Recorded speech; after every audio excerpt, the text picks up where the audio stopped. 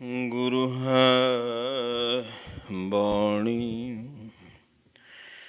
ਵਿੱਚ ਬਾਣੀ ਅੰਮ੍ਰਿਤ ਸਾਰੇ। ਗੁਰਬਾਣੀ ਕਹੈ ਸੇਵਕ ਜਨ ਮਾਨੈ, ਪਰਤਖ ਗੁਰੂ ਨਿਸਤਾਰੇ। ਆਓ ਸਿੱਖ ਸਤਿਗੁਰ ਕੇ ਪਿਆਰਿਓ, ਗਾਵੋ ਸੱਚੀ ਬਾਣੀ। ਬਾਣੀ ਤਾਂ ਗਾਵੋ ਗੁਰੂ ਕੇਰੀ, ਬਾਣੀਆਂ ਸਿਰ ਬਾਣੀ। ਜਿਨ ਕਾ ਨਦਰ ਕਰਮ ਹੋਵੈ, ਹਿਰਦੇ ਤਿਨਾ ਸਮਾਣੀ। ਪੀਵਾ ਅੰਮ੍ਰਿਤ ਸਦਾ ਰਹੋ ਹਰ ਰੰਗ, ਜਪਿਓ ਸਾਰਿੰਗ ਪਾਣੀ। ਕਹਿ ਨਾਨਕ ਸਦਾ ਗਾਵੋ, ਇਹੋ ਸੱਚੀ ਬਾਣੀ। ਮੂਕ ਉਚਰੈ ਸ਼ਾਸਤਰ ਖਟ, ਪਿੰਗ ਗਿਰਨ ਚੜ੍ਹ ਜਾਏ। ਅੰਧ ਲਖੈ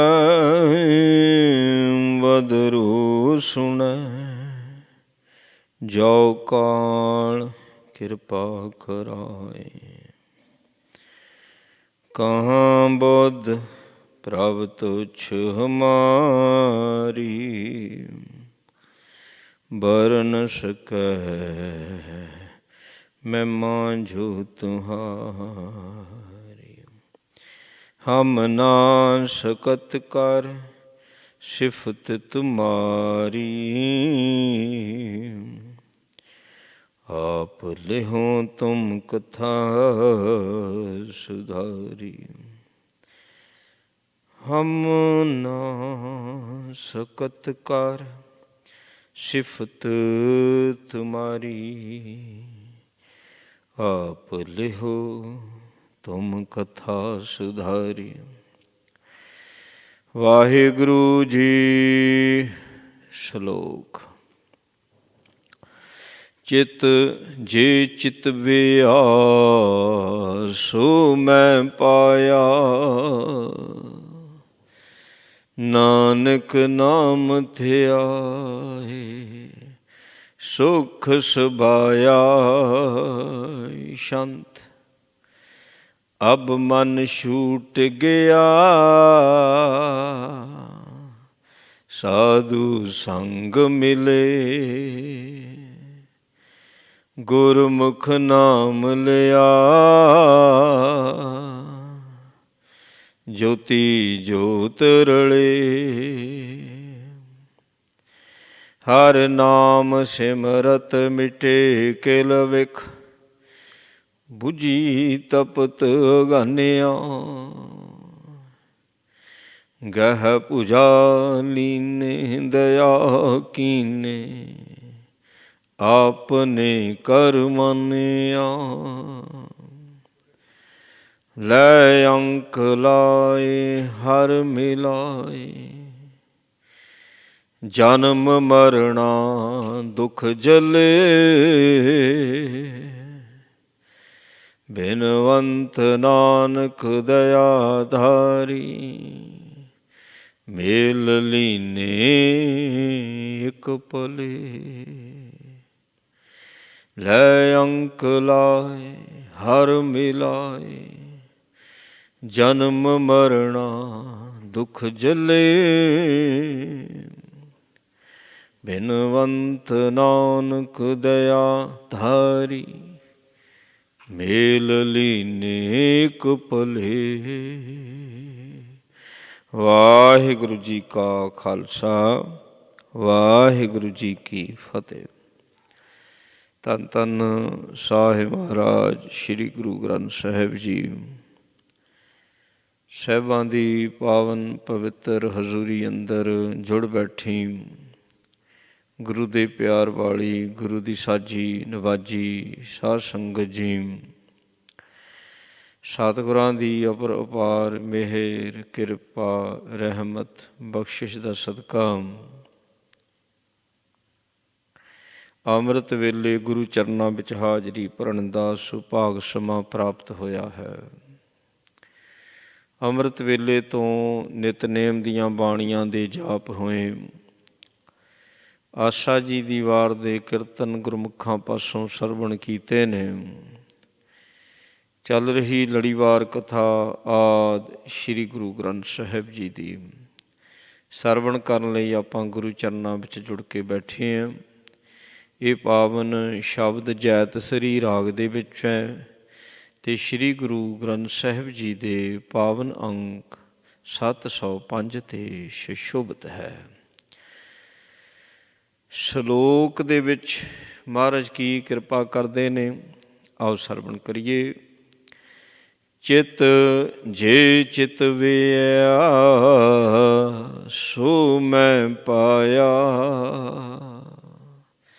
ਨਾਨਕ ਨਾਮ ਧਿਆਏ ਸੁਖ ਸੁਭਾਇਆ। ਉਂਝ ਤਾਂ ਚਿੱਤ ਵਿੱਚ ਤਾਂ ਬੰਦਾ ਬਹੁਤ ਕੁਝ ਚਿੱਤਵਦਾ, ਪਰ ਪਾਉਂਦਾ ਕਰਮਾਂ ਦੇ ਅਨੁਸਾਰ ਹੁੰਦਾ ਹੈ। ਜੋ ਇਹਦੇ ਕਰਮਾਂ ਦੇ ਵਿੱਚ ਮਹਾਰਾਜ ਕਹਿੰਦੇ ਲਿਖੇ ਆਵੇ ਭਾਗ। ਸੱਚੇ ਪਾਤਸ਼ਾਹ ਕਹਿੰਦੇ ਸੰਜੋਗ ਵਿਜੋਗ ਦੋਇ ਕਾਰ ਚਲਾਵੇ, ਲਿਖੇ ਆਵੇ ਭਾਗ। ਇਸ ਸੰਸਾਰ ਦੇ ਸਿਸਟਮ ਨੂੰ ਚਲਾਉਣ ਵਾਸਤੇ ਦੋ ਮਹਾਂ ਸ਼ਕਤੀਆਂ ਕੰਮ ਕਰਦੀਆਂ ਨੇ। ਇੱਕ ਸੰਜੋਗ ਹੈ, ਦੂਸਰਾ ਵਿਜੋਗ ਹੈ, ਅਤੇ ਦੋਨੋਂ ਹੀ ਸ਼ਕਤੀਆਂ ਇੱਕ ਦੂਜੇ ਦੇ ਕੰਮ ਵਿੱਚ ਦਖਲ ਨਹੀਂ ਦਿੰਦੀਆਂ। ਜਦੋਂ ਸਾਡੀ ਲਾਈਫ ਦੇ ਵਿੱਚ ਸੰਜੋਗ ਦੀ ਸ਼ਕਤੀ ਕੰਮ ਕਰਦੀ ਹੈ, ਵਿਜੋਗ ਪਾਸੇ ਉਦੋਂ ਮਿਲਣਾ ਹੁੰਦਾ, ਉਦੋਂ ਮਿਲਣਾ ਹੁੰਦਾ। ਅਤੇ ਜਦੋਂ ਕਰਮਾਂ ਅਨੁਸਾਰ, ਇਹ ਵੀ ਕਰਮਾਂ ਅਨੁਸਾਰ ਹੈ, ਲਿਖੇ ਆਵੇ ਭਾਗ। ਹੁਣ ਜੇ ਸੰਜੋਗ ਦੀ ਸ਼ਕਤੀ ਕੰਮ ਕਰਦੀ ਹੈ ਅਤੇ ਭਾਗਾਂ ਦੇ ਵਿੱਚ ਇੱਕ ਟਕਾ ਲਿਖਿਆ ਹੋਇਆ, ਉਹੀ ਮਿਲਣਾ। ਭਾਗਾਂ ਦੇ ਵਿੱਚ ਇੱਕ ਟਕਾ ਲਿਖਿਆ, ਸੰਜੋਗ ਦੀ ਸ਼ਕਤੀ ਕੰਮ ਕੀਤੀ ਅਤੇ ਟਕੇ ਤੋਂ ਬਾਅਦ ਥੋੜ੍ਹੀ ਮਿਲ ਜਾਊ, ਨਹੀਂ ਮਿਲ ਸਕਦਾ। ਵਿਜੋਗ ਦੀ ਸ਼ਕਤੀ ਕੰਮ ਕਰਦੀ ਹੈ, ਉਦੋਂ ਵਿਛੜਨਾ ਆ, ਨੁਕਸਾਨ ਹੋਣਾ ਆ, ਹੱਥੋਂ ਕੁਝ ਜਾਣਾ, ਲੱਖ ਵੀ ਜਾ ਸਕਦਾ, ਕੱਖ ਵੀ ਜਾ ਸਕਦਾ। ਉਹ ਵੀ ਭਾਗਾਂ ਦੇ ਵਿੱਚ, ਜੋ ਭਾਗ ਦੇ ਵਿੱਚ ਹੈ, ਜਿੰਨਾ ਜਾਣਾ, ਜਿੰਨਾ ਨੁਕਸਾਨ ਹੋਣਾ, ਉਹ ਲੇਖੇ ਦੇ ਵਿੱਚ ਹੈ ਨਾ, ਉਹ ਲੇਖੇ ਦੇ ਵਿੱਚ ਹੈ। ਇਸ ਕਰਕੇ ਭਾਈ ਜਿੱਦਾਂ ਜਿੱਦਾਂ ਕਿਸੇ ਦੇ ਲੇਖੇ ਹੁੰਦੇ ਨੇ, ਭਾਗ ਹੁੰਦੇ ਨੇ, ਉਸ ਅਨੁਸਾਰ ਜਦੋਂ ਸੰਜੋਗ ਦੀ ਪਾਵਰ ਕੰਮ ਕਰਦੀ ਹੈ, ਕਿਸੇ ਨੂੰ ਕੱਖ ਮਿਲਦਾ, ਕਿਸੇ ਨੂੰ ਲੱਖਾਂ ਮਿਲਦੇ ਨੇ, ਕਿਸੇ ਨੂੰ ਮਾਣ ਮਿਲਦਾ, ਕਿਸੇ ਨੂੰ ਕੋਈ ਸੱਜਣ ਮਿੱਤਰ ਮਿਲਦਾ। ਕੀ ਮਿਲਣਾ, ਕੀ ਮਿਲਣਾ? ਹੁਣ ਉਹ ਜਦੋਂ ਵਸਤੂ ਮਿਲਦੀ ਨਾ, ਜੋ ਵੀ ਮਿਲਿਆ ਉਹਨੂੰ ਸਮਝ ਕੇ ਵੀ ਇਹ ਇਸ ਵਕਤ ਮੇਰੇ ਜੋ ਭਾਗਾਂ 'ਚ ਸੀ, ਮੈਨੂੰ ਵਸਤੂ ਮਿਲੀ ਹੈ, ਅਤੇ ਉਹਨੂੰ ਗਰਵ ਨਹੀਂ ਕਰਨਾ। ਜਬ ਕਿਛ ਪਾਵੈ ਤਬ ਗਰਵ ਕਰਤਾ ਹੈ, ਕਿਤੇ ਐਸਾ ਨਾ ਹੋ ਜਾਵੇ। ਜੇ ਗਰਵ ਕਰ ਲਿਆ ਫਿਰ ਤਾਂ ਰੱਬ ਨੂੰ ਵੀ ਚੰਗਾ ਥੋੜ੍ਹੀ ਲੱਗਣਾ। ਰੱਬ ਨੂੰ ਨਾ, ਰੱਬ ਨੂੰ ਚੰਗਾ ਲੱਗਣਾ, ਨਾ ਰੱਬ ਦੇ ਬੰਦਿਆਂ ਨੂੰ ਚੰਗਾ ਲੱਗਣਾ। ਰੱਬ ਦੇ ਬੰਦਿਆਂ ਨੂੰ ਵੀ ਨਹੀਂ ਹੰਕਾਰ ਪਾਉਂਦਾ। ਉਹ ਵੱਖਰੀ ਗੱਲ ਹੈ ਕਿ ਬੰਦੇ ਨੂੰ ਆਪਣਾ ਹੰਕਾਰ ਚੰਗਾ ਲੱਗਦਾ, ਪਰ ਦੂਜਿਆਂ ਦਾ ਨਹੀਂ ਚੰਗਾ ਲੱਗਦਾ। ਇਸ ਨੂੰ ਆਪਣਾ ਹੰਕਾਰ ਤਾਂ ਕਹਿੰਦਾ ਬਹੁਤ ਵਧੀਆ, ਦੂਜਰਾ ਹੰਕਾਰ ਕਰਦਾ ਉਹਨੂੰ ਜਦੇ ਹੀ ਕਹਿੰਦਾ ਹੰਕਾਰਿਆ ਫਿਰਦਾ ਤੂੰ। ਜੇ ਰੱਬ ਦੇ ਬੰਦਿਆਂ ਨੂੰ ਹੰਕਾਰ ਨਹੀਂ ਚੰਗਾ ਲੱਗਦਾ ਅਤੇ ਰੱਬ ਨੂੰ ਕਿੱਥੋਂ ਚੰਗਾ ਲੱਗੂਗਾ? ਰੱਬ ਨੂੰ ਵੀ ਨਹੀਂ ਚੰਗਾ ਲੱਗਦਾ। ਇਹ ਮਹਾਰਾਜ ਨੇ ਸਾਨੂੰ ਸਮਝਾਉਣ ਵਾਸਤੇ ਸਾਰੀਆਂ ਮਿਸਾਲਾਂ ਦਿੱਤੀਆਂ ਹੋਈਆਂ, ਸਾਨੂੰ ਸੋਝੀ ਵੀ ਦਿੱਤੀ ਹੋਈ ਹੈ। ਜੇ ਮੈਨੂੰ ਦੂਸਰੇ ਦਾ ਹੰਕਾਰ ਨਹੀਂ ਚੰਗਾ ਲੱਗਦਾ ਅਤੇ ਮੇਰਾ ਹੰਕਾਰ ਉਹਨੂੰ ਚੰਗਾ ਲੱਗ ਜਾਊ? ਨਹੀਂ ਲੱਗੇਗਾ। ਮੇਰਾ ਹੰਕਾਰ ਮੈਨੂੰ ਹੀ ਚੰਗਾ ਲੱਗਣਾ, ਦੂਜੇ ਨੂੰ ਚੰਗਾ ਨਹੀਂ ਲੱਗਣਾ। ਮਾਇਆ ਗਈ ਤਬ ਰੋਬ ਨ ਲਗਤ ਹੈ। ਫਿਰ ਜਦੋਂ ਕੁਝ ਜਾਂਦਾ ਉਹ ਵੀ ਭਾਗਾਂ ਅਨੁਸਾਰ ਹੀ ਜਾਣਾ। ਇਹ ਥੋੜ੍ਹੀ ਵੀ ਜੋ ਕੁਝ ਤੇਰੇ ਕੁਝ ਹੈ ਸਾਰਾ ਕੁਝ ਹੀ ਖਤਮ ਹੋ ਜਾਊ। ਜੋ ਤੇਰੇ ਭਾਗਾਂ ਦਾ ਉਹ ਹੀ ਜਾਵੇਗਾ। ਹੁਣ ਇੱਥੇ ਮਹਾਰਾਜ ਸੱਚੇ ਪਾਤਸ਼ਾਹ ਇੱਕ ਗੱਲ ਜੋ ਸਮਝਾ ਰਹੇ ਨੇ, ਕਹਿੰਦੇ ਚਿਤ ਜੇ ਚਿਤਵਿਆ ਸੋ ਮੈਂ ਪਾਇਆ। ਹੁਣ ਇਹ ਕਿਹਨਾਂ ਵਾਸਤੇ ਹੈ? ਜੋ ਮੈਂ ਚਿਤਵਿਆ ਸੀ ਮੈਨੂੰ ਮਿਲ ਗਿਆ, ਕਿਹਦੇ ਵਾਸਤੇ ਹੈ? ਇਹ ਉਹਨਾਂ ਵਾਸਤੇ ਹੈ ਜਿਹੜੇ ਨਾਨਕ ਨਾਮ ਧਿਆਏ, ਜਿਹੜੇ ਨਾਮ ਜਪਦੇ ਨੇ, ਜਿਹੜੇ ਬਾਣੀ ਪੜ੍ਹਦੇ ਨੇ, ਜਿਹੜੇ ਵਾਹਿਗੁਰੂ ਵਾਹਿਗੁਰੂ ਵਾਹਿਗੁਰੂ ਕੂਕਦੇ ਨੇ ਜੀ। ਲੋਕ ਸੌਂਦੇ ਹੁੰਦੇ ਨੇ ਅੰਮ੍ਰਿਤ ਵੇਲੇ, ਉਹਨਾਂ ਨੂੰ ਨੀਂਦ ਪਿਆਰੀ ਹੁੰਦੀ, ਪਰ ਉਹ ਉੱਠੇ ਹੋਏ ਹੁੰਦੇ ਨੇ, ਉੱਠ ਕੇ ਤਾਂ ਭਾਈ ਇਸ਼ਨਾਨ ਪਾਨ ਕਰਕੇ ਤੇ ਵਾਹਿਗੁਰੂ ਵਾਹਿਗੁਰੂ ਜਪਦੇ ਨੇ। ਨਾਮ ਧਿਆਏ, ਜਿਹੜੇ ਨਾਮ ਨੂੰ ਜਪਣੇ ਵਾਲੇ, ਬਾਣੀ ਪੜ੍ਹਨੇ ਵਾਲੇ, ਉਹਨਾਂ ਦੀ ਗੱਲ ਕਰਦੇ ਨੇ। ਕਹਿੰਦੇ ਚਿਤ ਜੇ ਚਿਤਵਿਆ ਸੋ ਮੈਂ ਪਾਇਆ। ਜੋ ਚਿਤਵਨੀ ਕਰਦੇ ਉਹਨਾਂ ਨੂੰ ਪ੍ਰਾਪਤ ਹੁੰਦਾ। ਪਰ ਨਾਮ ਜਪਣੇ ਵਾਲਿਆਂ ਦੀ ਚਿਤਵਨੀ ਮਾੜੀ ਨਹੀਂ ਹੁੰਦੀ, ਉਹਨਾਂ ਦੀ ਚਿਤਵਨੀ ਜਿਹੜੀ ਹੁੰਦੀ ਹੈ ਸੰਸਾਰਕ ਨਹੀਂ ਹੁੰਦੀ, ਉਹਨਾਂ ਦੀ ਚਿਤਵਨੀ ਪਰਮਾਰਥ ਦੀ ਹੁੰਦੀ ਹੈ। ਉਹ ਤਾਂ ਇੱਕੋ ਹੀ ਤਰਲਾ ਕਰਦੇ ਹੁੰਦੇ ਨੇ ਵੀ ਕਦ ਮੇਲ ਹੋਵੇਗਾ। ਸਭ ਸੁਹਾਗਣ ਮਾਣੇ ਰਲੀਆਂ, ਕਦ ਨਾਨਕ ਆਵੈ ਵਾਰੀ। ਉਹ ਕਹਿੰਦੇ ਵੀ ਬਾਕੀ ਸਾਰੇ ਭਗਤਾਂ ਨੂੰ ਤੂੰ ਮਿਲ ਗਿਆ, ਬਾਕੀ ਸਾਰਿਆਂ ਦੇ ਅੰਦਰ ਆਨੰਦ ਬਣਿਆ ਹੋਇਆ, ਅਤੇ ਮੈਂ ਅਜੇ ਭਟਕਦਾ ਹੀ ਫਿਰਦਾ, ਕਿਤੇ ਮੈਂ ਮੁੜ ਕੇ 84 'ਚ ਨਾ ਚਲਾ ਜਾਵਾਂ। ਮੈਨੂੰ ਵੀ ਬਾਣੀ ਦੀ ਸੋਝੀ ਆ ਜਾਵੇ। ਬਾਣੀ ਦੀ ਸੋਝੀ ਹੀ ਬ੍ਰਹਮ ਗਿਆਨ ਹੈ। ਜਦੋਂ ਬਾਣੀ ਦੀ ਸੋਝੀ ਅੰਦਰ ਪ੍ਰਗਟ ਹੁੰਦੀ, ਇੱਕ ਤਾਂ ਹੁੰਦੀ ਅੱਖਰਾਂ ਦੀ ਸੋਝੀ ਆ ਜਾਣੀ, ਉਹ ਹੋਰ, ਉਹ ਵਿਦਿਆ, ਉਹ ਉਹਨਾਂ ਨੂੰ ਵਿਦਵਾਨ ਕਿਹਾ ਜਾਂਦਾ। ਜਦੋਂ ਬੁੱਧ 'ਚ ਪ੍ਰਕਾਸ਼ ਹੁੰਦਾ ਉਹਨਾਂ ਨੂੰ ਬੁੱਧਵਾਨ ਕਿਹਾ ਜਾਂਦਾ। ਉਹ ਹੁੰਦੇ ਨੇ ਬੁੱਧਵਾਨ, ਜਿਨ੍ਹਾਂ ਦੀ ਬੁੱਧ ਵਿੱਚ ਪ੍ਰਕਾਸ਼ ਹੁੰਦਾ ਗੁਰਬਾਣੀ ਦਾ। ਹੁਣ ਜਿਹੜੇ ਨਾਮ ਜਪਣੇ ਵਾਲੇ ਨੇ, ਬਾਣੀ ਪੜ੍ਹਨੇ ਵਾਲੇ ਨੇ, ਮਹਾਰਾਜ ਸੱਚੇ ਪਾਤਸ਼ਾਹ ਕਹਿੰਦੇ ਉਹ ਜੋ ਚਿਤਵਦੇ ਨੇ ਉਹਨਾਂ ਨੂੰ ਮਿਲਦਾ। ਉਹਨਾਂ ਦੀ ਚਿਤਵਨੀ ਕੀ ਹੁੰਦੀ? ਕਹਿੰਦੇ ਸੁੱਖ ਸਵਾਇਆ। ਉਹ ਸਾਰਿਆਂ ਦਾ ਸੁੱਖ ਚਾਹੁੰਦੇ ਨੇ, ਉਹ ਸਭਨਾਂ ਦਾ ਭਲਾ ਮੰਗਦੇ ਨੇ। ਇਹ ਥੋੜ੍ਹੀ ਵੀ ਮੈਨੂੰ ਸੁੱਖ ਮਿਲ ਜਾਵੇ ਅਤੇ ਦੂਸਰੇ ਨੂੰ ਦੁੱਖ ਮਿਲ ਜਾਵੇ। ਬਾਣੀ ਪੜ੍ਹਨੇ ਵਾਲਾ, ਨਾਮ ਜਪਣੇ ਵਾਲਾ, ਉਹ ਕਦੀ ਇੱਦਾਂ ਨਹੀਂ ਸੋਚਦਾ। ਉਹ ਕਹਿੰਦੇ ਨਹੀਂ ਵੀ ਸੁੱਖ ਸਵਾਇਆ, ਜਿਹੜੇ ਤੈਨੂੰ ਧਿਆ ਰਹੇ ਨੇ, ਜਪ ਰਹੇ ਨੇ, ਸਾਰਿਆਂ ਨੂੰ ਸ਼ਾਂਤੀ ਦੇ, ਠੰਡ ਵਰਤਾ, ਸਾਰੇ ਜੀ ਜੰਤ ਸਭ ਸੁਖੀ ਵਸਾਇਆ। ਸਾਰੇ ਸੁਖੀ ਵਸਣ, ਉਹਨਾਂ ਦੀ ਅਵਸਥਾ ਇੱਥੇ ਹੁੰਦੀ ਹੈ। ਨਾਨਕ ਨਾਮ ਧਿਆਏ ਸੁਖ ਸਵਾਇਆ। ਜਿਹੜੇ ਨਾਮ ਨੂੰ ਜਪਣੇ ਵਾਲੇ ਹੁੰਦੇ ਨੇ ਅਤੇ ਭਾਈ ਉਹਨਾਂ ਨੂੰ ਜਿੱਥੇ ਮਰਜ਼ੀ ਬਿਠਾਲਦਾ, ਉਹ ਹਰੇਕ ਜਗ੍ਹਾ ਦੇ ਉੱਤੇ ਸੁੱਖ ਹੀ ਅਨੁਭਵ ਕਰਦੇ ਨੇ। ਉਹ ਤਾਂ ਆਰੇ ਥੱਲੇ ਵੀ ਸੁਖੀ ਨੇ, ਦੇਗਾਂ ਵਿੱਚ ਬੈਠ ਕੇ ਵੀ ਸੁਖੀ ਨੇ, ਤਤੀਆਂ ਤਵੀਆਂ 'ਤੇ ਵੀ ਸੁਖੀ ਨੇ। ਉਹ ਸੁੱਖ ਕੀ ਆ? ਮਨ ਦਾ ਟਿਕਾ।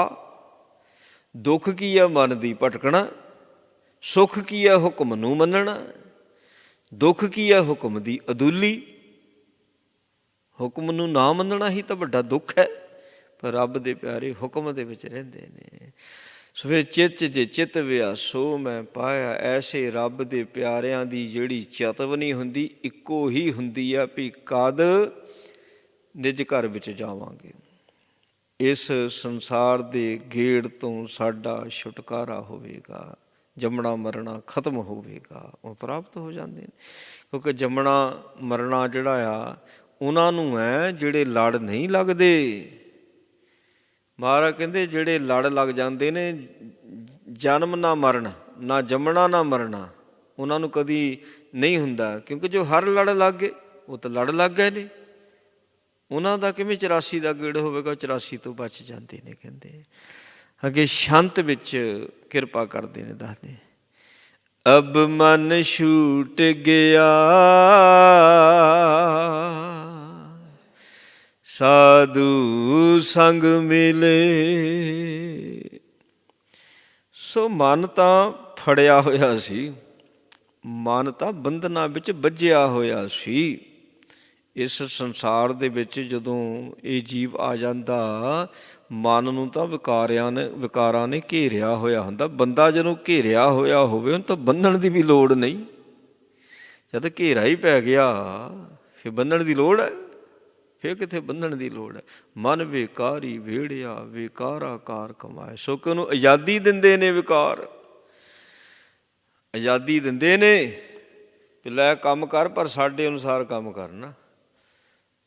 ਫਿਰ ਮਨ ਨੂੰ ਫਿਰ ਵਿਕਾਰਾਂ ਦੇ ਅਨੁਸਾਰ ਚੱਲਣਾ ਪੈਂਦਾ। ਕੋਈ ਵਿਕਾਰਾਂ ਨੇ ਘੇਰਿਆ ਹੋਇਆ ਹੁੰਦਾ, ਛੱਡਦੇ ਨਹੀਂ, ਵਿਕਾਰ ਨਹੀਂ ਛੱਡਦੇ, ਮਨ ਨੂੰ ਵਿਕਾਰ ਨਹੀਂ ਛੱਡਦੇ। ਮਨ ਵਿਕਾਰਾਂ ਨੂੰ ਛੱਡ ਦੇਵੇ, ਵਿਕਾਰ ਆਪਣੇ ਵੀ ਪਿੱਛੇ ਹਟ ਜਾਂਦੇ ਨੇ। ਜਿੰਨਾ ਚਿਰ ਮਨ ਵਿਕਾਰਾਂ ਦੀ ਗੱਲ ਮੰਨਦਾ, ਵਿਕਾਰਾਂ ਨੂੰ ਆਪਣੇ 'ਤੇ ਹਾਵੀ ਕਰਦਾ, ਬੰਦਾ ਹੀ ਆਪਣੇ ਆਪ ਆਪਣੇ 'ਤੇ ਵਿਕਾਰਾਂ ਨੂੰ ਹਾਵੀ ਕਰਦਾ, ਮਨ ਹੀ ਹਾਵੀ ਕਰ ਲੈਂਦਾ। ਇਹ ਤਾਂ ਵਿਕਾਰਾਂ ਦੀ ਕੀ ਜ਼ਰੂਰਤ ਹੈ ਕਿ ਮਨ 'ਤੇ ਹਾਵੀ ਹੋ ਜਾਣਾ। ਕਹਿੰਦੇ ਮਹਾਰਾਜ ਕਹਿੰਦੇ ਅਬ ਮਨ ਸ਼ੰਤ ਵਿੱਚ ਕਹਿੰਦੇ ਛੂਟ ਗਿਆ ਮੇਰਾ ਮਨ ਹੁਣ ਛੁੱਟ ਗਿਆ। ਕਿਹਦੇ ਤੋਂ ਛੁੱਟਿਆ? ਵਿਕਾਰਾਂ ਨੇ ਫੜਿਆ ਹੋਇਆ ਸੀਗਾ, ਵਿਕਾਰਾਂ ਨੇ ਘੇਰਿਆ ਹੋਇਆ ਸੀਗਾ, ਅਤੇ ਹੁਣ ਮੇਰਾ ਮਨ ਉਹਨਾਂ ਦੇ ਬੰਧਨਾਂ ਤੋਂ ਛੁੱਟ ਗਿਆ। ਮੈਂ ਉਹਨਾਂ ਦੀ ਗੱਲ ਨਹੀਂ ਮੰਨਦਾ। ਜਿੱਦਾਂ ਕਬੀਰ ਸਾਹਿਬ ਜੀ ਕਹਿੰਦੇ ਨੇ, ਕਹਿੰਦੇ ਇਹ ਮੇਰੇ ਕੋਲ ਹਾਲਾ ਮੰਗਦੇ, ਪੰਚੇ ਮੰਗੇ ਹਾਲਾ। ਇਹ ਸਾਰੇ ਸੰਸਾਰ ਤੋਂ ਹਾਲਾ ਲੈਂਦੇ ਆ ਜਿਹੜੇ ਪੰਜ ਨੇ, ਹਾਲਾ ਮੰਗਦੇ ਆ। ਕਬੀਰ ਸਾਹਿਬ ਕਹਿੰਦੇ ਜਦ ਮੈਂ ਇਹਨਾਂ ਨੂੰ ਵਰਤਿਆ ਹੀ ਨਹੀਂ ਤਾਂ ਹਾਲਾ ਕਿਉਂ ਦੇਵਾਂ? ਮੈਂ ਇਹਨਾਂ ਦੀ ਗੱਲ ਹੀ ਨਹੀਂ ਮੰਨੀ। ਜਿਮੀ ਨਹੀਂ ਮੈਂ ਕਿਸੀ ਕੀ ਬੋਈ ਐਸਾ ਦੇਨ ਦੁਖਾਲਾ। ਕਹਿੰਦੇ ਜਦ ਮੈਂ ਇਹਨਾਂ ਦੀ ਗੱਲ ਹੀ ਨਹੀਂ ਮੰਨੀ, ਇਹਨਾਂ ਦਾ ਕੰਮ ਹੀ ਨਹੀਂ ਕੀਤਾ। ਇਹ ਜੇ ਜ਼ਮੀਨ ਵਾਵਾਂਗੇ ਤਾਂ ਹਾਲਾ ਦੇਵਾਂਗੇ, ਜਦ ਜ਼ਮੀਨ ਹੀ ਨਹੀਂ ਵਾਹੀ ਕਿਸੇ ਤੇ ਹਾਲਾ ਕਾਹਦਾ? ਜਦ ਇਹਨਾਂ ਦੀ ਗੱਲ ਹੀ ਨਹੀਂ ਮੰਨੀ, ਇਹਨਾਂ ਦਾ ਕਹਿਣਾ ਹੀ ਨਹੀਂ ਮੰਨਿਆ, ਇਹਨਾਂ ਦਾ ਕੰਮ ਹੀ ਨਹੀਂ ਕੀਤਾ ਤਾਂ ਹਾਲਾ ਕਾਹਦਾ? ਨਹੀਂ, ਮੈਂ ਨਹੀਂ ਹਾਲਾ ਕਹਿੰਦੇ ਦੇਵਾਂਗਾ। ਸੋ ਇਹ ਇੱਦਾਂ ਨਾ ਭਗਤ ਜਨ ਛੁੱਟ ਗਿਆ। ਪਰ ਛੁੱਟੇ ਕਿੱਦਾਂ? ਉਹ ਮਹਾਰਾਜ ਦੱਸਦੇ ਛੁੱਟੇ ਕਿੱਦਾਂ। ਕਹਿੰਦੇ ਛੁੱਟੇ ਉਸ ਵਕਤ ਛੁੱਟੇ ਜਦੋਂ ਸਾਧੂ ਸੰਗ ਮਿਲੇ। ਸਾਧੂ ਇੱਕ ਵਚਨ ਹੈ, ਗੁਰੂ ਦੀ ਗੱਲ ਕਰਦੇ ਨੇ। ਹਾਂ, ਜਦੋਂ ਸਾਧੂ ਸੰਗ ਮਿਲੇ। ਇੱਥੇ ਗੱਗੇ ਨੂੰ ਸਿਹਾਰੀ ਵੀ ਆ ਗਈ। ਹੁਣ ਇੱਥੇ ਗੁਰਮੁਖਾਂ ਦੀ ਗੱਲ ਆ ਜਾਣੀ।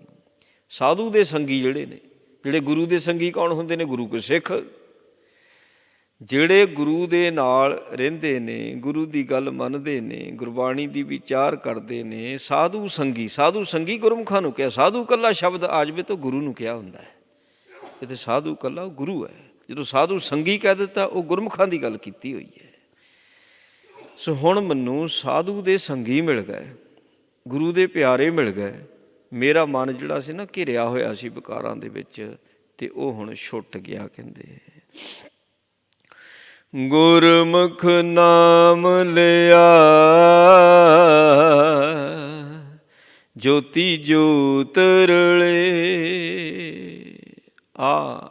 ਇਹ ਕਰਨਾ ਅਸੀਂ ਸਾਰਿਆਂ ਨੇ। ਜੋਤ ਵਿੱਚ ਸਾਡੀ ਜੋਤ ਮਿਲਣੀ ਚਾਹੀਦੀ।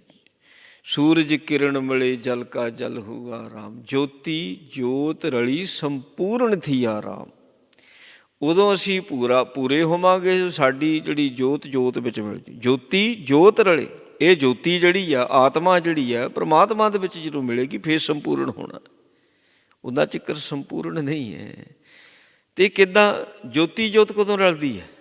ਮਹਾਰਾਜ ਕਹਿੰਦੇ ਜਦੋਂ ਗੁਰਮੁਖ ਨਾਮ ਲਿਆ, ਜਦੋਂ ਗੁਰੂ ਦੇ ਨਾਲ ਮਿਲ ਕੇ ਨਾਮ ਜਪਿਆ। ਜਿੱਦਾਂ ਸਾਧੂ ਦੇ ਸੰਗੀ ਨਾਮ ਜਪਦੇ ਨੇ ਗੁਰਮੁਖ ਪਿਆਰੇ, ਗੁਰਸਿੱਖ, ਇਸੇ ਤਰ੍ਹਾਂ ਹੀ ਸਾਧੂ ਦੇ ਸੰਗੀ ਬਣ ਕੇ, ਜਦੋਂ ਸਾਧੂ ਦਾ ਸੰਗੀ ਬਣ ਗਿਆ, ਗੁਰਮੁਖ ਬਣ ਗਿਆ। ਜਦੋਂ ਗੁਰੂ ਦਾ ਸੰਗੀ ਹੋਊ ਫੇਰ ਗੁਰਮੁਖ ਬਣੂ, ਫੇਰ ਹੀ ਗੁਰੂ ਦੀ ਗੱਲ ਸਿੱਧੇ ਮੁੱਖ ਵਿੱਚ ਆਊ। ਜਦ ਗੁਰੂ ਦਾ ਸੰਗੀ ਹੀ ਨਹੀਂ ਹੈ ਤਾਂ ਗੁਰਬਾਣੀ ਕਿੱਦਾਂ ਮੁੱਖ ਵਿੱਚ ਆ ਜੂ? ਨਾਲੇ ਜੋ ਜੀ ਹੁੰਦਾ, ਜੀ ਵਿੱਚ ਹੁੰਦਾ, ਬਾਹਰ ਆਉਂਦਾ। ਜੇ ਗੁਰੂ ਦਾ ਸੰਗੀ ਹੋਊ, ਬਾਣੀ ਹਿਰਦੇ ਵਿੱਚ ਟਿਕੂ, ਅਤੇ ਟਿਕੀ ਹੋਈ ਬਾਣੀ ਬਾਹਰ ਆਉਂਦੀ ਹੈ। ਜਦੋਂ ਹਿਰਦੇ ਵਿੱਚ ਟਿਕੀ ਹੋਈ ਬਾਣੀ ਬਾਹਰ ਆਉਂਦੀ ਹੈ ਨਾ, ਅਤੇ ਉਹ ਫਿਰ ਅਸਰ ਆਪਣੇ ਆਪ 'ਤੇ ਕਰਦੀ ਹੈ, ਸੰਗੀਆਂ ਸਾਥੀਆਂ 'ਤੇ ਵੀ ਕਰਦੀ ਹੈ। ਸੋ ਜਦੋਂ ਹਿਰਦੇ ਵਿੱਚ ਬਾਣੀ ਚਲੇ ਜਾਂਦੀ, ਜਿੱਦਾਂ ਹੁਣ ਜਲ ਹੈ, ਪਾਣੀ ਹੈ, ਪਾਣੀ ਜਦੋਂ ਧਰਤੀ ਦੀ ਸਤਹ 'ਤੇ ਚਲ ਜਾਂਦਾ, ਧਰਤੀ 'ਤੇ ਚਲੇ ਜਾਂਦਾ, ਫਿਲਟਰ ਹੋ ਜਾਂਦਾ, ਪਾਣੀ ਫਿਲਟਰ ਹੋ ਜਾਂਦਾ, ਸਵੱਛ ਹੋ ਜਾਂਦਾ, ਐਨ ਸਾਫ ਸੁਥਰਾ ਹੋ ਜਾਂਦਾ ਪਾਣੀ ਜਦੋਂ ਥੱਲੇ ਚਲਾ ਜਾਂਦਾ। ਜਦੋਂ ਗੁਰਬਾਣੀ ਅੰਦਰ ਚਲੇ ਗਈ ਨਾ, ਅੰਦਰ, ਹੁਣ ਇਹਦਾ ਅੰਦਰਲਾ ਸਾਰਾ ਹੀ ਗੁਰਬਾਣੀ ਪਵਿੱਤਰ ਕਰ ਦਿੰਦੀ ਹੈ। ਹੁਣ ਇਹਦੇ ਮੁੱਖ ਦੇ ਵਿੱਚੋਂ ਨਿਕਲੇ ਹੋਏ ਸਧਾਰਨ ਬੋਲ ਵੀ ਉਹ ਬਚਨ ਹੁੰਦੇ ਨੇ। ਭਗਤ ਮੁਖੈ ਤੇ ਬੋਲਦੇ ਸੇ ਬਚਨ ਹੋਵੰਦੇ। ਇੱਕ ਇੱਕ ਗੱਲ ਇਹਦੀ ਸ਼ੁੱਧ ਹੋਈ ਹੁੰਦੀ ਹੈ। ਕਿਉਂ? ਇਹ ਗੁਰੂ ਦਾ ਸੰਗੀ ਹੋ ਗਿਆ।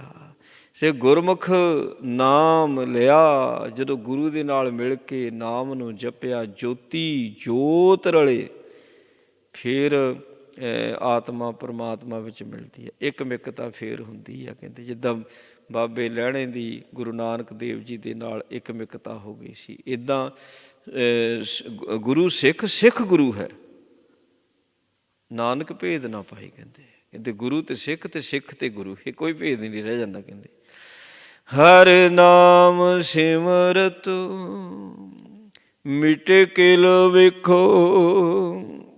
ਕਿਲ ਵਿਖ ਸਾਡੇ ਪਾਪ ਨੇ, ਸਾਡੇ ਜਿਹੜੇ ਦੁੱਖ ਨੇ, ਸਾਡੇ ਕੀਤੇ ਹੋਏ ਪਾਪਾਂ ਦਾ ਹੀ ਨਤੀਜਾ ਹੈ। ਇਹ ਜਾਂ ਤਾਂ ਪਾਪ ਭੋਗ ਕੇ ਖਤਮ ਹੁੰਦੇ ਨੇ, ਤੇ ਜਾਂ ਫਿਰ ਸਮਰੱਥਾ ਵਾਲਾ ਗੁਰੂ ਪਾਪਾਂ ਨੂੰ ਮੇਟ ਦਿੰਦਾ ਹੈ। ਜਦੋਂ ਪਾਪ ਹੀ ਮਿਟ ਗਏ ਤੇ ਫਿਰ ਉਹਦਾ ਜਿਹੜਾ ਫਲ ਹੈ ਦੁੱਖ, ਉਹ ਨਹੀਂ ਕਦੀ ਭੋਗਣਾ ਪੈਂਦਾ, ਉਹ ਬੀਜ ਹੀ ਨਸ਼ਟ ਕਰ ਦਿੰਦਾ ਹੈ ਗੁਰੂ। ਇਸ ਤਰ੍ਹਾਂ ਕਿੱਦਾਂ? ਮਹਾਰਾਜ ਉਹ ਵੀ ਢੰਗ ਤਰੀਕਾ ਦੱਸਦੇ। ਕਹਿੰਦੇ ਹਰ ਨਾਮ ਸਿਮਰਤ, ਜਦੋਂ ਪਰਮਾਤਮਾ ਪਰਮੇਸ਼ਰ ਦੇ ਨਾਮ ਨੂੰ ਚੇਤੇ ਕੀਤਾ ਹੈ, ਫਿਰ ਕੀ ਹੋਇਆ? ਕਹਿੰਦੇ ਮਿਟੇ ਕਿਲ ਵਿਖ, ਸਾਰੇ ਪਾਪ ਜਿਹੜੇ ਸੀ ਉਹ ਖਤਮ ਹੋ ਗਏ। ਬੁਝੀ ਤਪਤ ਅਗਾਨਿਆ, ਅੰਦਰ ਜੋ ਤਪਸ਼ ਸੀ ਨਾ, ਤ੍ਰਿਸ਼ਨਾ ਦੀ ਅੱਗ ਬਲਦੀ ਹੋਈ ਸੀਗੀ। ਤ੍ਰਿਸ਼ਨਾ ਦੀ ਅੱਗ ਕਦੋਂ ਸ਼ਾਂਤ ਹੁੰਦੀ? ਜਦੋਂ ਇਹ ਮਰ ਜਾਂਦਾ, ਉਦੋਂ ਤ੍ਰਿਸ਼ਨਾ ਦੀ ਅੱਗ ਸ਼ਾਂਤ ਹੁੰਦੀ। ਨਹੀਂ ਤਾਂ ਜੀਂਦੇ ਜੀ ਤ੍ਰਿਸ਼ਨਾ ਦੀ ਅੱਗ ਨਹੀਂ ਸਿੱਧੀ ਬੁਝਦੀ, ਇਹ ਭੜਕੀ ਜਾਂਦੀ ਹੈ। ਤ੍ਰਿਸ਼ਨਾ ਦੀ ਅੱਗ ਬੁਝਾਉਣ ਵਾਸਤੇ ਬੰਦਾ ਜੋ ਯਤਨ ਕਰਦਾ, ਉਹ ਯਤਨ ਇਹਦਾ ਗਲਤ ਹੈ। ਯਤਨ ਤਾਂ ਹਰ ਕੋਈ ਕਰਦਾ ਵੀ ਇਹ ਤ੍ਰਿਸ਼ਨਾ ਦੀ ਅੱਗ ਬੁਝ ਜਾਵੇ, ਪਰ ਤ੍ਰਿਸ਼ਨਾ ਦੀ ਅੱਗ ਨੂੰ ਸਮਝ ਹੀ ਨਹੀਂ ਸਕਿਆ ਵੀ ਤ੍ਰਿਸ਼ਨਾ ਦੀ ਅੱਗ ਬੁਝਣੀ ਕਾਹਦੇ ਨਾਲ। ਜੇ ਸਮਝ ਜਾਂਦਾ ਅੱਗ ਨੂੰ ਤਾਂ ਪਤਾ ਵੀ ਲੱਗ ਜਾਂਦਾ, ਇਹ ਅੱਗ ਆ ਥੋੜ੍ਹੀ ਜਿਹੜੀ ਪਾਣੀ ਦੇ ਨਾਲ ਬੁਝ ਜਾਣੀ ਹੈ। ਇਹ ਤ੍ਰਿਸ਼ਨਾ ਦੀ ਅੱਗ ਤਾਂ ਅੰਦਰ ਐਸੀ ਬਲਦੀ ਪਈ ਹੈ, ਬਿਨਾਂ ਨਾਮ ਜਲ ਤੋਂ, ਬਿਨਾਂ ਬ੍ਰਹਮ ਗਿਆਨ ਤੋਂ ਇਹ ਕਦੀ ਬੁਝ ਹੀ ਨਹੀਂ ਸਕਦੀ ਹੈ। ਤੇ ਸਾਰੇ ਸੰਸਾਰ ਦੇ ਲੋਕ ਇਸ ਤ੍ਰਿਸ਼ਨਾ ਦੀ ਅੱਗ ਨੂੰ ਕਿੱਦਾਂ ਬੁਝਾਉਂਦੇ ਨੇ? ਇਹ ਬੁਝਾਉਂਦੇ ਨੇ ਆਪਣੀਆਂ ਲੋੜਾਂ ਪੂਰੀਆਂ ਕਰਨ ਲਈ, ਵੀ ਆਹ ਲੋੜ ਪੂਰੀ ਕਰ ਲਓ, ਅੱਗ ਬੁੱਝ ਜੂ, ਮਨ ਟਿਕ ਜੂ। ਸੋ ਜਿਹੜੀ ਸਾਡੀ ਚਾਹਤ ਹੈ, ਲੋੜ ਹੈ, ਤ੍ਰਿਸ਼ਨਾ ਬਣ ਗਈ ਨਾ। ਚਲੋ ਇੱਕ ਤਾਂ ਲੋੜ ਹੋ ਗਈ, ਹੁਣ ਲੋੜ ਵੀ ਹੈ ਨਹੀਂ, ਪਰ ਤ੍ਰਿਸ਼ਨਾ ਬਣੀ ਹੋਈ ਹੈ ਵੀ ਦੂਸਰੇ ਦਾ ਨਾ ਹੋ ਜਾਵੇ, ਮੇਰੇ ਕੋਲ ਆ ਜਾਵੇ। ਬੰਦਾ ਦੋ ਰੋਟੀਆਂ ਖਾਂਦਾ, ਉਹਦੀ ਲੋੜ ਹੈ, ਭੁੱਖ ਹੈ, ਉਹ ਤ੍ਰਿਸ਼ਨਾ ਨਹੀਂ ਹੈ, ਉਹਦੀ ਲੋੜ ਹੈ, ਉਹਦੀ ਭੁੱਖ ਹੈ। ਜਦੋਂ ਸਾਰਾ ਕੁਝ ਇਕੱਠਾ ਕਰਕੇ ਕਹਿੰਦਾ ਮੇਰੇ ਕੋਲ ਆ ਜਾਵੇ, ਉਹ ਤ੍ਰਿਸ਼ਨਾ ਹੈ, ਉਹ ਤ੍ਰਿਸ਼ਨਾ ਆ। ਗੁਰੂ ਦੇ ਪਿਆਰੇ ਤਾਂ ਸੋ ਆਪਣੀ ਲੋੜ ਨੂੰ ਘੱਟ ਕਰਕੇ ਦੂਸਰੇ ਦੀ ਲੋੜ ਨੂੰ ਪੂਰਾ ਕਰਨਗੇ। ਉਹ ਗੁਰੂ ਸਬਰ, ਇਹ ਸਬਰ ਹੈ, ਇਹਦੇ ਵਿੱਚ ਤ੍ਰਿਸ਼ਨਾ ਦੀ ਅੱਗ ਭੜਕਦੀ ਨਹੀਂ ਹੈ। ਜਦੋਂ ਆਪਣੀ ਲੋੜ ਪੂਰੀ ਕਰਕੇ ਤੇ ਫਿਰ ਜੋ ਹੋਰ ਵੀ ਉਹ ਵੀ ਇਕੱਠਾ ਕਰ ਲਈਏ, ਉਹ ਤ੍ਰਿਸ਼ਨਾ ਹੈ। ਇਹ ਆਪਣੀਆਂ ਲੋੜਾਂ ਪੂਰੀਆਂ ਕਰਦਾ ਤੇ ਜਦੋਂ ਹੋਰ ਲੋੜਾਂ ਪੈਦਾ ਹੋ ਜਾਂਦੀਆਂ, ਮਤਲਬ ਭੜਕਦੀ ਪਈ ਹੈ ਅੱਗ, ਹੋਰ ਭੜਕਦੀ ਪਈ ਹੈ। ਜੇ ਆਪਣੀ ਲੋੜ ਨੂੰ ਅਧੂਰਾ ਹੀ ਰੱਖੇ, ਪੂਰਾ ਨਾ ਕਰੇ, ਫਿਰ ਚਲੋ ਇੱਕ ਜਗ੍ਹਾ ਤਾਂ ਲੱਗੀ ਹੋਈ ਆ ਅੱਗ। ਇੱਥੇ ਤਾਂ ਫਿਰ ਜੇ ਇੱਕ ਲੋੜ ਪੂਰੀ ਕਰ ਲਈ ਤੇ ਉਹਦੇ ਨਾਲ ਇਹ ਸਾਰੇ ਪਾਸੇ ਅੱਗ ਹੋਰ ਫੈਲ ਜਾਣ, ਕਦੀ ਹੋਰ ਕੋਈ ਮੰਗ, ਕਦੀ ਹੋਰ ਮੰਗ। ਜੇ ਇੱਕ ਲੋੜ ਨੂੰ ਪੂਰਾ ਹੀ ਨਾ ਕੀਤਾ, ਉਹਨੂੰ ਵੀ ਥੋੜ੍ਹਾ ਅਧੂਰਾ ਰੱਖਿਆ, ਫਿਰ ਉੱਥੇ ਕੀ ਅੱਗ ਬਲਦੀ ਰਹਿੰਦੀ। ਨਾਮ ਜਲ ਦੇ ਨਾਲ ਹੀ ਇਹ ਅੱਗ ਬੁਝਦੀ ਹੈ ਵੀ ਮੈਨੂੰ ਲੋੜ ਨਹੀਂ। ਇਹ ਹੁੰਦੀ ਲੋੜ ਵੱਡੀ ਪੈਦਾ ਹੋ ਗਈ। ਹੁਣ ਉਹ ਲੋੜ ਕਿਹੜੀ ਪੈਦਾ ਹੋ ਗਈ? ਤ੍ਰਿਸ਼ਨਾ ਕਿਹੜੀ ਪੈਦਾ ਹੋ ਗਈ? ਹੁਣ ਤ੍ਰਿਸ਼ਨਾ ਨਾਮ ਜਪਣ ਦੀ ਪੈਦਾ ਹੋ ਗਈ, ਤ੍ਰਿਸ਼ਨਾ ਬਾਣੀ ਦੀ ਪੈਦਾ ਹੋ ਗਈ। ਉਹ ਤ੍ਰਿਸ਼ਨਾ ਦਾ ਰੂਪ ਬਦਲ ਗਿਆ। ਤ੍ਰਿਸ਼ਨਾ ਸੋ ਇਹ ਹਰ ਨਾਨਕ ਸੱਚੇ ਨਾਮ ਕੀ ਕੀਤੀ ਪੁੱਛਾ ਪੁੱਛ। ਜਿਹੜੇ ਰੱਬ ਦੇ ਪਿਆਰੇ ਨੇ, ਹੈਗੀ ਤਾਂ ਉਹਨਾਂ ਦੇ ਵੀ ਅੰਦਰ ਤ੍ਰਿਸ਼ਨਾ, ਪਰ ਉਹਨਾਂ ਦੀ ਤ੍ਰਿਸ਼ਨਾ ਜਿਹੜੀ ਉਹ ਨਾਮ ਦੀ ਹੈ, ਬਾਣੀ ਦੀ ਹੈ। ਉਹਨਾਂ ਦੀ ਤ੍ਰਿਸ਼ਨਾ ਐਸੀ ਹੈ, ਉਹ ਤ੍ਰਿਸ਼ਨਾ ਦੇ ਨਾਲ ਅੰਦਰ ਵਿਕਾਰ ਸੜਦੇ ਨੇ। ਉਸ ਤ੍ਰਿਸ਼ਨਾ ਦੀ ਅੱਗ ਦੇ ਨਾਲ ਜਦੋਂ ਨਾਮ ਜਪਣ ਦੀ ਤ੍ਰਿਸ਼ਨਾ ਹੁੰਦੀ ਹੈ, ਉਹ ਤਾਂ ਭੁੱਖ ਹੈ, ਖਾਏ ਚੱਲੀਏ ਦੁੱਖ। ਜਦੋਂ ਨਾਮ ਜਪਣ ਦੀ ਭੁੱਖ ਲੱਗਦੀ, ਸਾਰੇ ਦੁੱਖ ਖਤਮ ਹੋ ਜਾਂਦੇ ਨੇ।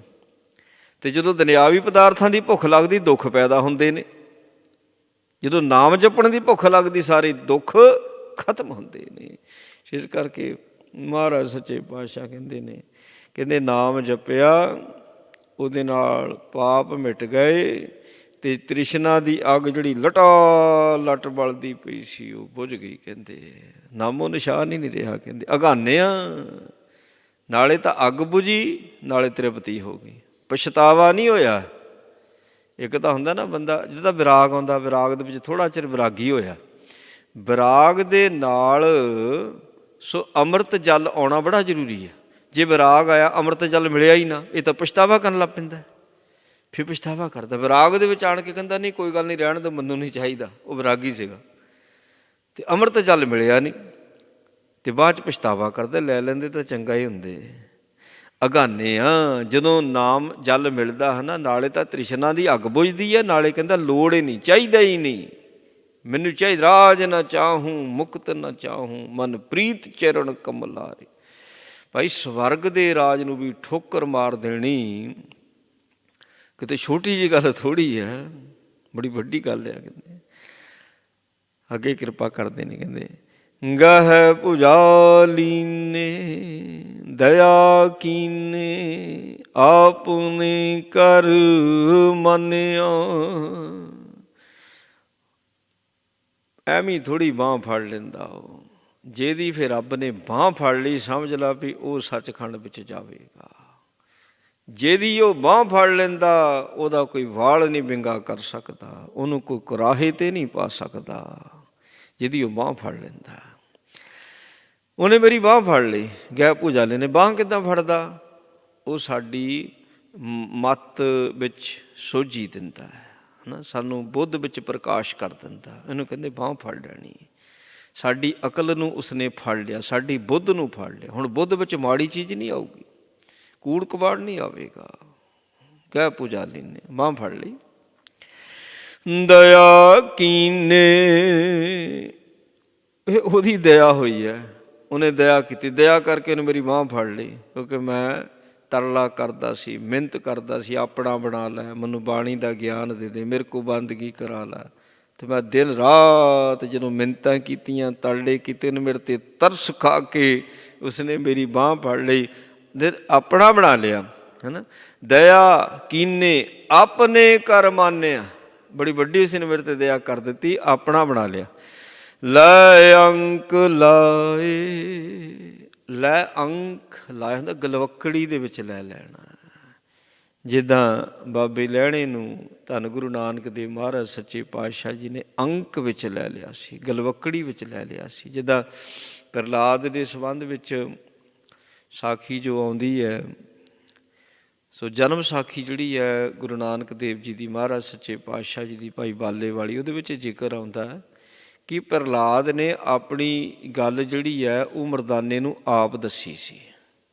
ਜਦੋਂ ਆਕਾਸ਼ ਦੀਆਂ ਪੁਰੀਆਂ ਦੀ ਯਾਤਰਾ ਕੀਤੀ ਸੱਚੇ ਪਾਤਸ਼ਾਹ ਜੀ ਨੇ, ਪ੍ਰਹਲਾਦਪੁਰੀ ਵਿੱਚ ਗਏ, ਪ੍ਰਹਲਾਦ ਨੇ ਗੁਰੂ ਸਾਹਿਬ ਜੀ ਦਾ ਬੜਾ ਮਾਣ ਸਤਿਕਾਰ ਕੀਤਾ। ਅਤੇ ਮਹਾਰਾਜ ਸਤਿਯੁਗ ਦੇ ਵਿੱਚ ਤੁਸੀਂ ਤਾਂ ਮੈਨੂੰ ਆਣ ਕੇ ਬਚਾਇਆ ਸੀ, ਕਹਿੰਦਾ। ਅਤੇ ਫਿਰ ਉਸ ਨਾਲ ਪ੍ਰਹਲਾਦ ਤੋਂ ਮਰਦਾਨੇ ਨੇ ਪੁੱਛਿਆ ਵੀ ਕਿੱਦਾਂ ਵਾਪਰੀ ਸੀ, ਉਹਨੂੰ ਸਾਰੀ ਗੱਲ ਦੱਸੀ। ਫਿਰ ਜੋ ਸਾਖੀ ਜਿੱਦਾਂ ਆਉਂਦੀ, ਕਿਉਂਕਿ ਜੋ ਗੁਰੂਆਂ ਨੇ ਪ੍ਰਹਲਾਦ ਦੀ ਗੱਲ ਲਿਖੀ ਉਹੀ ਭਗਤਾਂ ਨੇ ਲਿਖੀ ਹੈ। ਸਾਖੀ ਇੰਝ ਹੀ ਹੋਈ ਹੈ, ਇੰਝ ਹੀ ਘਟਨਾ ਵਾਪਰੀ ਸੀਗੀ। ਉਹਦੇ ਵਿੱਚ ਜ਼ਿਕਰ ਕੀਤਾ ਵੀ ਜਦੋਂ ਫਿਰ ਕਹਿੰਦੇ ਵੀ ਹਰਨਾਕਸ਼ ਨੂੰ ਮਾਰਤਾ, ਮੇਰੇ ਪਿਤਾ ਨੂੰ ਮਾਰਤਾ, ਅਤੇ ਬੜਾ ਭਿਆਨਕ ਰੂਪ ਸੀ ਉਹ ਹਰਨਾਕਸ਼, ਜਿਹੜਾ ਆਪਣੇ ਸਮੇਂ ਦਾ ਪ੍ਰਤਾਪੀ ਰਾਜਾ, ਦੇਵਤੇ ਵੀ ਜਿਸ ਤੋਂ ਭੈ ਖਾਂਦੇ ਸੀਗੇ, ਐਡਾ ਵੱਡਾ ਪ੍ਰਤਾਪੀ ਰਾਜਾ ਸੀਗਾ। ਅਤੇ ਉਹਨੂੰ ਨਹਿੰਦਰਾਂ ਦੇ ਨਾਲ ਚੀਰ ਦਿੱਤਾ ਨਰਸਿੰਘ ਜੀ ਨੇ। ਅਤੇ ਨਰਸਿੰਘ ਜੀ ਦੇ ਵਿੱਚ ਕਿੱਡਾ ਕੁ ਬਲ ਹੋਵੇਗਾ, ਕਹਿੰਦੇ ਮੂੰਹ ਸ਼ੇਰ ਦਾ, ਅਤੇ ਉਹਦੀ ਦਹਾੜ ਕਿੱਡੀ ਕੁ ਹੋਵੇਗੀ।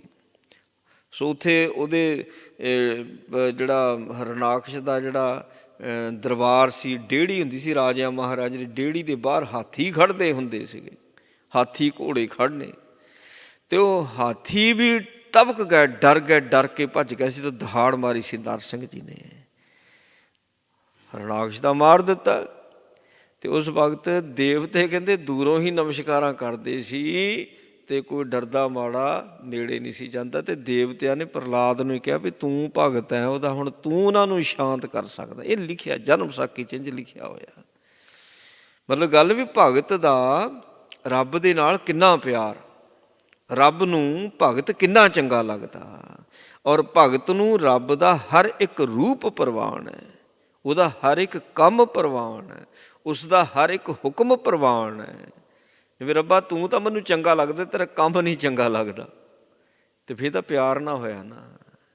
ਫਿਰ ਪਿਆਰੇ ਦਾ ਤਾਂ ਸਾਰਾ ਕੁਝ ਹੀ ਚੰਗਾ ਲੱਗਦਾ ਹੁੰਦਾ, ਜਿਹੜਾ ਪਿਆਰਾ ਹੁੰਦਾ ਉਹਦਾ ਤਾਂ ਸਾਰਾ ਕੁਝ ਚੰਗਾ ਲੱਗਦਾ, ਅਤੇ ਉਹਦਾ ਮਾੜਾ ਹੋਵੇ ਵੀ ਮਾੜਾ ਦੀਦਾ ਹੀ ਕੱਖ ਨਹੀਂ, ਉਹ ਪਿਆਰ ਹੁੰਦਾ। ਅਤੇ ਉਸ ਵੇਲੇ ਭਗਤ ਪ੍ਰਹਲਾਦ ਜੀ ਕਹਿੰਦੇ ਬਾਕੀ ਸਾਰੇ ਉਹ ਤੋਂ ਡਰਦੇ ਸੀ, ਮੈਨੂੰ ਤਾਂ ਉਹਨਾਂ ਦਾ ਰੂਪ ਹੀ ਬੜਾ ਚੰਗਾ ਲੱਗਦਾ ਸੀ। ਹੱਥ ਖੂਨ ਦੇ ਨਾਲ ਲਿਬੜੇ ਹੋਏ, ਮੂੰਹ ਨੂੰ ਖੂਨ ਲੱਗਾ, ਅਤੇ ਸਿਰ 'ਤੇ ਹੱਥ ਫੇਰਦੇ ਤਾਂ ਉਹਦੇ ਸਿਰ 'ਤੇ ਖੂਨ ਲੱਗਾ। ਕਹਿੰਦੇ ਮੈਨੂੰ ਉਹਦੀ ਦਹਾੜ ਸੋਹਣੀ ਲੱਗਦੀ ਸੀ, ਉਹਦਾ ਰੂਪ ਸੋਹਣਾ ਲੱਗਦਾ ਸੀ। ਰੂੜੋ ਗੂੜੋ ਗੈਰ ਗੰਭੀਰੋ ਉੱਚੋ ਗਮ ਅਪਾਰੋ, ਮੈਨੂੰ ਇਹ ਰੂਪ ਚੰਗਾ ਲੱਗਦਾ। ਅਤੇ ਮੈਂ ਜਦੋਂ ਬਿਨਾਂ ਭੈ ਤੋਂ ਹੋ ਕੇ ਉਹਨਾਂ ਦੇ ਕੋਲ ਗਿਆ, ਮੈਨੂੰ ਗੋਦੀ 'ਚ ਬਿਠਾ ਲਿਆ, ਸਿੰਘਾਸਨ 'ਤੇ ਬਿਠਾ ਲਿਆ, ਰਾਜ ਤਿਲਕ ਆਪਣੇ ਹੱਥੀਂ ਉਹ ਜਿਹੜਾ ਮੇਰੇ ਪਿਓ ਦਾ ਖੂਨ ਸੀ ਉਹਦੇ ਨਾਲ ਹੀ ਕਹਿੰਦੇ ਲਾਇਆ। ਸੋ ਇਹ ਭਗਤ ਨੂੰ ਰੱਬ ਦਾ ਹਰ ਇੱਕ ਰੂਪ ਜਿਹੜਾ ਉਹ ਚੰਗਾ ਲੱਗਦਾ ਹੈ। ਕਹਿ ਭੁਜਾ ਲੀਨੇ ਦਇਆ ਕੀਨੇ, ਆਪਣੇ ਕਰਮਾਨਿਆਂ ਲੈ ਅੰਕ ਲਾਏ। ਗਲਵੱਕੜੀ ਵਿੱਚ ਲਿਆ ਸੀ ਪ੍ਰਹਲਾਦ ਜੀ ਨੂੰ, ਹਰ ਇੱਕ ਭਗਤ ਨੂੰ। ਇਹ ਥੋੜ੍ਹੀ ਵੀ ਇਕੱਲਾ ਪ੍ਰਹਲਾਦ ਨੂੰ ਲਿਆ, ਇਹ ਨਹੀਂ ਹੈ। ਸੋ ਜਿਹੜਾ ਵੀ ਉਹਦੀ ਬੰਦਗੀ ਕਰਨੇ ਵਾਲਾ ਉਹਨੂੰ ਗਲਵੱਕੜੀ 'ਚ ਲੈਂਦਾ ਹੀ ਲੈਂਦਾ। ਲੈ ਅੰਕ ਲਾਏ, ਜਦੋਂ ਨੇ ਗੋਦੀ 'ਚ ਬਿਠਾ ਲਿਆ, ਗੋਦੀ 'ਚ, ਅਤੇ ਫਿਰ ਉਹ ਭਗਤ ਦੀ ਜਿਹੜੀ ਸੋਚ ਰੱਬ ਦੀ ਸੋਚ ਹੁੰਦੀ ਹੈ, ਸਿੱਖ ਦੀ ਸੋਚ ਗੁਰੂ ਦੀ ਸੋਚ ਹੁੰਦੀ ਹੈ। ਕਿਉਂ? ਜਿਹਨੂੰ ਗੋਦੀ 'ਚ ਬਿਠਾ ਲਿਆ ਹੁੰਦਾ ਉਹ ਭੈ ਤੋਂ ਮੁਕਤ ਹੋ ਜਾਂਦਾ, ਕਿਸੇ ਕਿਸਮ ਦਾ ਉਹਨੂੰ ਭੈ ਨਹੀਂ ਰਹਿ ਜਾਂਦਾ। ਹਰ ਮੇਲਾ ਮੇਲ ਲਿਆ, ਮੇਲ ਲਿਆ ਕੀ ਹੋਇਆ? ਕਹਿੰਦੇ ਜਨਮ ਮਰਣਾ ਦੁੱਖ ਜਲੇ। ਉਂਝ ਤਾਂ ਜਦੋਂ ਮਨੁੱਖ ਇਸ ਸੰਸਾਰ 'ਤੇ ਜਨਮ ਲੈਂਦਾ ਹੈ, ਅਤੇ ਜਦੋਂ ਜ਼ਿੰਦਗੀ ਦਾ ਸਫ਼ਰ ਸ਼ੁਰੂ ਕਰਦਾ ਹੈ ਨਾ, ਜ਼ਿੰਦਗੀ ਦਾ ਬੜੇ ਦੁੱਖ ਆਉਂਦੇ ਨੇ, ਬੜੇ ਦੁੱਖ ਆਉਂਦੇ ਨੇ। ਮਹਾਰਾਜ ਸੱਚੇ ਪਾਤਸ਼ਾਹ ਕਹਿੰਦੇ ਗ੍ਰਸਤ ਕੁਟੰਬ ਪਲੇਟਿਆ, ਕਦੇ ਹਰਖ ਕਦੇ ਸੋ। ਕਹਿੰਦੇ ਸੋ ਇਹ ਮਾਰਗ ਜਿਹੜਾ ਕੁਟੰਬ, ਜਦੋਂ ਗ੍ਰਸਤ ਕੁਟੰਬ ਪਲੇਟਿਆ, ਇਹਦੇ ਵਿੱਚ ਜਦੋਂ ਪਲੇਟਿਆ ਜਾਂਦਾ ਉਹਦੇ ਵਿੱਚ ਹਰਖ ਸੋਗ ਹੈ। ਜਦੋਂ ਲਪਾਏਮਨ ਹੋ ਗਿਆ, ਜਦੋਂ ਕਹਿੰਦੇ ਮੇਰਾ ਟੱਬਰ ਹੀ ਮੇਰਾ ਸਭ ਕੁਝ ਹੈ, ਮੈਂ ਟੱਬਰ ਦੀ ਖਾਤਰ ਸਭ ਕੁਝ ਕਰਦਾ, ਇਹਦੇ ਵਿੱਚ ਤਾਂ ਹਰਖ ਸੋਗ ਆਉਣਾ ਹੀ ਆਉਣਾ ਫਿਰ। ਅਤੇ ਜਦੋਂ ਪਰਿਵਾਰ ਤੋਂ ਨਿਰਲੇਪ ਹੋ ਜਾਂਦਾ, ਹਾਂ ਪਰਿਵਾਰ ਤੋਂ ਨਿਰਲੇਪ, ਜ਼ਿੰਮੇਵਾਰੀਆਂ ਨਿਭਾਉਂਦਾ ਪਰ ਨਿਰਲੇਪ ਰਹਿੰਦਾ, ਉੱਥੇ ਕਦੀ ਵੀ ਹਰਖ ਸੋਗ ਵਿੱਚ ਨਹੀਂ ਰਹਿੰਦਾ, ਉੱਥੇ ਫਿਰ ਕੰਢੇ ਨਹੀਂ ਕਦੀ ਚੁੱਭਦੇ ਨੇ। ਹੁਣ ਇੱਥੇ ਆਮ ਜੇ ਦੇਖੀਏ ਜ਼ਿੰਦਗੀ ਦੇ ਵਿੱਚ ਦੁੱਖ ਬੰਦੇ ਨੂੰ ਘੇਰ ਲੈਂਦੇ ਨੇ। ਜ਼ਿੰਦਗੀ ਜਦੋਂ ਸਫ਼ਰ ਕਰਦਾ ਨਾ, ਕਦੀ ਕੋਈ ਦੁੱਖ ਆ ਗਿਆ, ਕਦੀ ਕੋਈ ਦੁੱਖ ਆ ਗਿਆ, ਉਹਨਾਂ ਦੁੱਖਾਂ ਦੇ ਵਿੱਚ ਸੜਦਾ ਚੜ੍ਹਦਾ। ਇਸੇ ਤਰ੍ਹਾਂ ਹੀ ਉਮਰ ਇਸ ਦੀ ਬਤੀਤ ਹੋ ਜਾਂਦੀ ਹੈ। ਇੱਕ ਹੁੰਦਾ ਜਿਹੜੇ ਭਗਤ ਜਨ, ਭਗਤ ਦੁੱਖ ਕਿਹਨੂੰ ਮੰਨਦੇ ਨੇ? ਕਬੀਰ ਸਾਹਿਬ ਜੀ ਨੇ ਆਪਣੀ ਬਾਣੀ 'ਚ ਵਚਨ ਕੀਤਾ, ਕਹਿੰਦੇ ਇੱਕ ਦੁੱਖ ਜਨਮ ਦਾ ਅਤੇ ਮੌਤ ਦਾ, ਇਹਨਾਂ ਦੋਨਾਂ ਨੂੰ ਇੱਕ ਦੁੱਖ ਕਹਿ ਦਿੱਤਾ। ਕਹਿੰਦੇ ਇੱਕ ਦੁੱਖ ਰਾਮ ਰਾਏ ਕਾਟੋ ਮੇਰਾ, ਅਗਨ ਦਹੈ ਅਰ ਗਰਭ ਬਸ਼ੀਰਾ। ਸੋ ਜਿਹੜਾ ਦੁੱਖ ਜਨਮ ਸਮੇਂ ਹੈ ਉਹੀ ਦੁੱਖ ਮੌਤ ਸਮੇਂ, ਇਹਨਾਂ ਨੂੰ ਇੱਕ ਦੁੱਖ ਕਹਿ ਦਿੱਤਾ। ਮਹਾਰਾਜ ਸੱਚੇ ਪਾਤਸ਼ਾਹ ਕਹਿੰਦੇ ਨੇ, ਕਹਿੰਦੇ ਜਿਨ੍ਹਾਂ ਨੂੰ ਫਿਰ ਅੰਕ ਦੇ ਨਾਲ ਲਾਉਂਦਾ, ਆਪਣੇ ਵਿੱਚ ਅਭੇਦ ਕਰਦਾ, ਉਹ ਜੰਮਣ ਮਰਨ ਵਾਲਾ ਜਿਹੜਾ ਦੁੱਖ ਹੈ, ਕਿਉਂਕਿ ਜਦੋਂ ਮਰਦਾ ਚਿਖਾ 'ਚ ਸੜਦਾ, ਜਦੋਂ ਜਨਮ ਲੈਂਦਾ ਗਰਭ ਵਿੱਚ, ਉੱਥੇ ਜਠਰ ਅਗਨ ਦਾ ਸੇਕ ਲੱਗਦਾ। ਸੋ ਇਹ ਦੁੱਖ ਖਤਮ ਹੋ ਜਾਂਦੇ ਨੇ, ਨਾ ਜਨਮ ਨਾ ਮੌਤ। ਬਿਨ ਅੰਤ ਨਾਨਕ ਦਇਆ ਧਾਰੀ, ਮੇਲ ਲੀਨੇ ਇੱਕ ਪਲੇ। ਬਿਨਵੰਤ ਹੁੰਦਾ ਕਹਿਣਾ, ਕਹਿਣਾ ਵੀ ਬੇਨਤੀ ਦੇ ਰੂਪ ਦੇ ਵਿੱਚ, ਹੈ ਨਾ, ਬੇਨਤੀ ਦੇ ਰੂਪ ਦੇ ਵਿੱਚ। ਬਿਨਵੰਤ ਨਾਨਕ ਸਤਿਗੁਰੂ ਧੰਨ ਗੁਰੂ ਸੱਚੇ ਪਾਤਸ਼ਾਹ ਮਹਾਰਾਜ ਗਿਰੀ ਗੁਰੂ ਅਰਜਨ ਦੇਵ ਜੀ ਬੇਨਤੀ ਕਰ ਰਹੇ ਨੇ। ਬਿਨਵੰਤ ਨਾਨਕ ਦਇਆ ਧਾਰੀ, ਭਾਈ ਗੁਰੂ ਕੇ ਸਿੱਖੋ ਮੇਰੀ ਗੱਲ ਸੁਣ ਲਓ, ਉਹ ਦਇਆ ਕਰਨੇ ਵਾਲਾ ਹੈ, ਉਹ ਦਇਆਲੂ ਹੈ। ਜਦੋਂ ਉਸਨੇ ਮੇਲਣਾ ਹੈ ਨਾ, ਉਹ ਸਾਡੇ ਕਰਮ ਨਹੀਂ ਵੇਖਦਾ। ਫਿਰ ਇੱਕ ਜਗੰਦੇ ਨਾ ਲਹਨ, ਇੱਕ ਨਾ ਸੁੱਤਿਆਂ ਦੇ ਉਠਾਲ।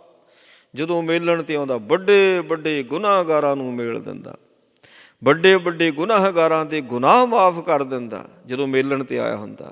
ਕਿਹਦੇ ਨਹੀਂ ਕੀਤੇ, ਕਿਹਦੇ ਨਹੀਂ ਕੀਤੇ ਭਾਈ। ਇਤਿਹਾਸ ਗਵਾਹ, ਸਾਖੀਆਂ ਬਣੀਆਂ ਪਈਆਂ। ਸੋ ਕੁਝ ਕੁ ਨੇ ਜਿਨ੍ਹਾਂ ਦਾ ਇਤਿਹਾਸ ਬਣ ਗਿਆ, ਕੁਝ ਕੁ ਨੇ, ਅਤੇ ਜਿਨ੍ਹਾਂ ਦੇ ਗੁਨਾਹ ਕੱਟ ਕੇ, ਗੁਨਾਹ ਬਖਸ਼ ਕੇ ਜਿਨ੍ਹਾਂ ਨੂੰ ਮਿਲਿਆ, ਉਹਨਾਂ ਦੀ ਗਿਣਤੀ ਹੀ ਕੋਈ ਨਹੀਂ ਹੈ।